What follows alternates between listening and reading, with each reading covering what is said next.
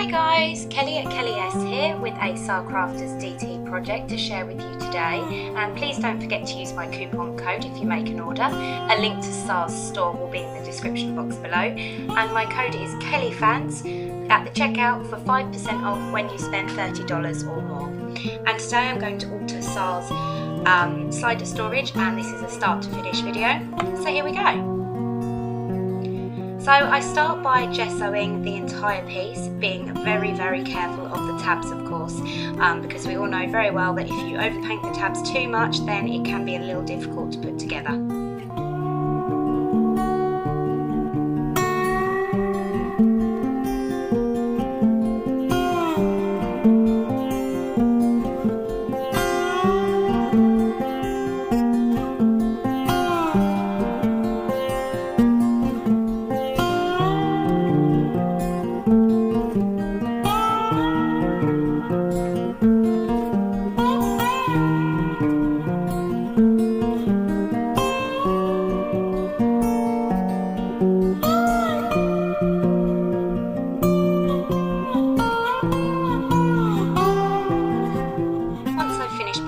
I leave all the pieces to one side and I leave them to dry naturally.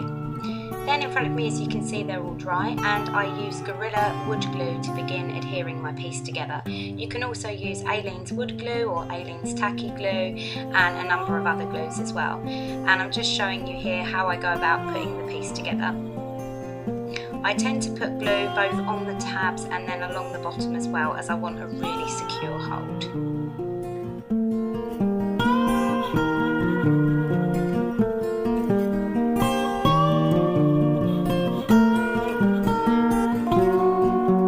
Once all the pieces are in place, I get out some large elastic bands and I put some elastic bands round the piece just to hold everything together whilst the glue dries. And I leave that for quite a while, a couple of hours for the glue to dry, because this is actually quite a slow drying glue that I use. While that's drying, I go ahead and get the pieces for the drawer together, and I actually go ahead and stick the drawer together before I paint the drawer. I'm not entirely sure why I did this, it's just the strange order I did it in, but putting the drawer together after the actual outside piece itself meant that I could focus on that and leaving that to dry whilst I went ahead with the drawer. Now I'm mixing together a beige artist's acrylic paint with a tiny little bit of brown paint of the same make, just to get the paint colour that I want, because I've decided to use the Prima Engraver paper on this piece. So I'm going ahead with that paint colour that I've mixed and painting all around the edges, anywhere that the paper won't cover and that will show later.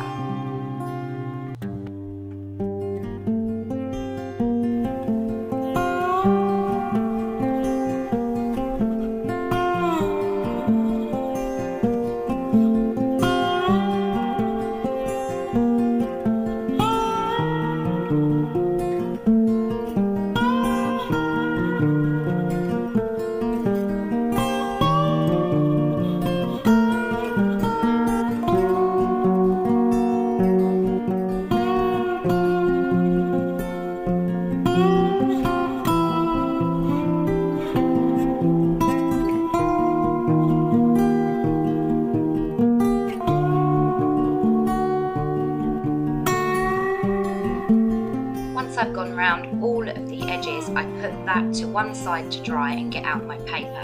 And I start by drawing around the very top shape on a piece of paper, and unfortunately I missed recording that, but I'm showing you that here. I've pencil lined the shape out. And then I get out my handy cutting scissors and just cut that out. And once I've cut that, I just hold it up and check it will fit, and I keep adjusting it and what have you.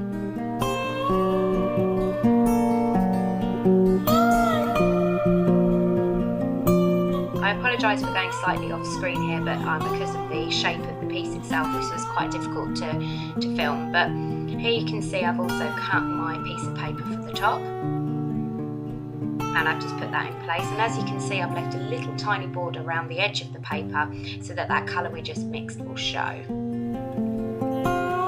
So now I'm using a Prima chalk edger in Rusty Barn to go all the way around the edges of both those pieces of paper you can see there. there, and the other pieces of paper that I've also just sat and cut out all to size, and just distressing all the edges of all the papers so that everything ties really nicely together.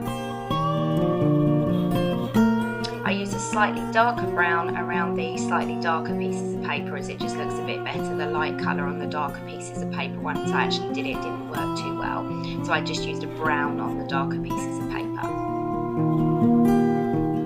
So here you can see me with the drawer, and I am just using some Mod Podge to go ahead and adhere my paper in the bottom of the drawer. And then I also want to do the sides of the drawer, as I want this piece to look really, really well finished. What you saw me do there was just put the front piece into the drawer and then just cut out the little hole on the front, which is of course the handle, the pull handle hole. And again, I'm adhering that down with some Mod Podge, as I do with the side pieces.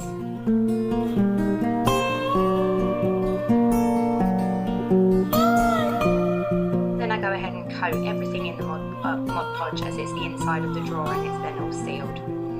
So then I'm starting with my paper for the top, and again I'm drawing around the little pull hole at the front and cutting out the little circle there. And once I've distressed around the edge of that with my Prima chalk edger, I go ahead and use my Mod Podge to adhere that down. Then I can start on my actual storage unit itself, and I want to paper all inside the storage unit as well as on the front. So that's what you can see me doing now.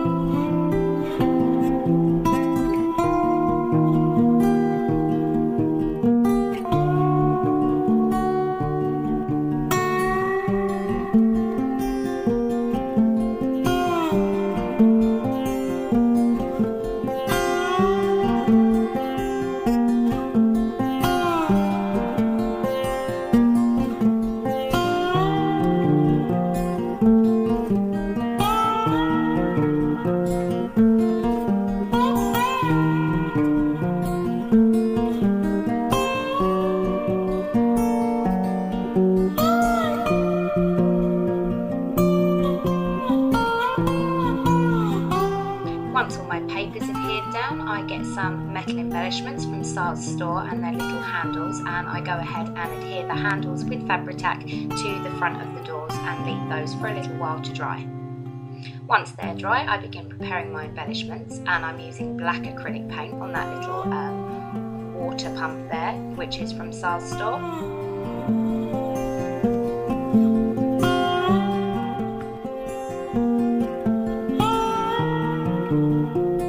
Then I use the same black acrylic to paint round the edges of this sentiment flag that I'm also using there. Then I go in with my shimmers paint, and this is one of the 3D shimmers paints, just to give the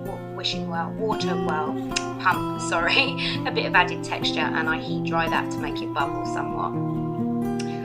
Now I'm going to go in with my other embellishments, and this metal corner piece that I'm sticking on now is from Sar's store, and again I adhere that with Fabri-Tac, and then I'm using some of the Engraver flowers. That's an Engraver vine that you just saw me stick on, and then there's some Engraver flowers that I pulled out there as well, and then I also have just some plain black flowers from my stash.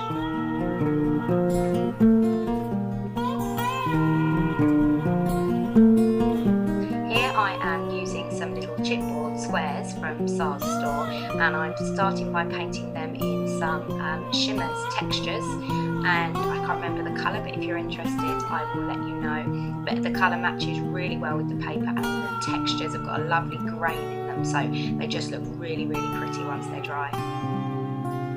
So I go ahead and add them into my flower cluster that you can see, and the gear you can see there is one of the new Prima pieces.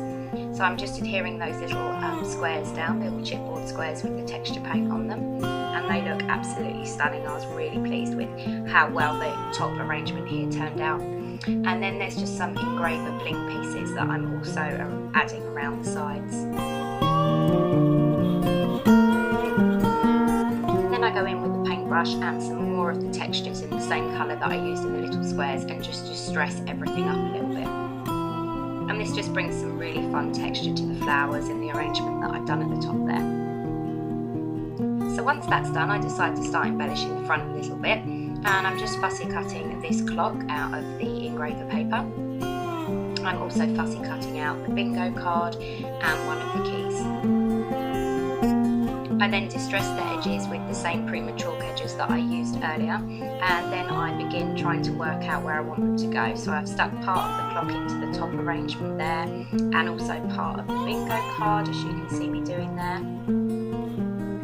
And then I decide I'm going to add a few pieces to the front, so I've zoomed in a little bit here, and I'm just going to sort out a bit of an arrangement on the front here. So there I am with the fussy cut clock and the key, I'm just adhering those down. That's another couple of engraver flowers, bit of the bingo card there that we cut out earlier.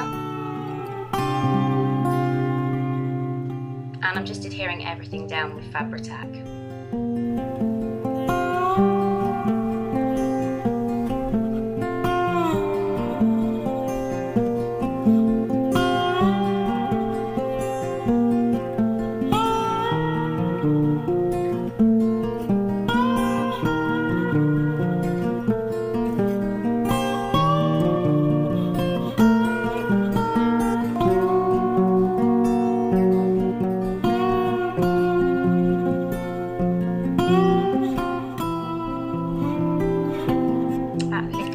Metal piece there is from my stash. It's just a little metal flower embellishment which I cut in half, and I go ahead and add some actual vintage trim from Dishy Vintage to this piece as well, and I just add it just to one side, just to give it something a bit special to look at, just on that one side, just to make the eye flow properly through the piece. And after adding a few little more bits of vintage trim, that about finishes my project, guys. So please stay tuned for some still photos. Thank you ever so much for watching. Please remember to subscribe and share me with your friends, and I'll see you again with another project very soon. Thanks guys, bye!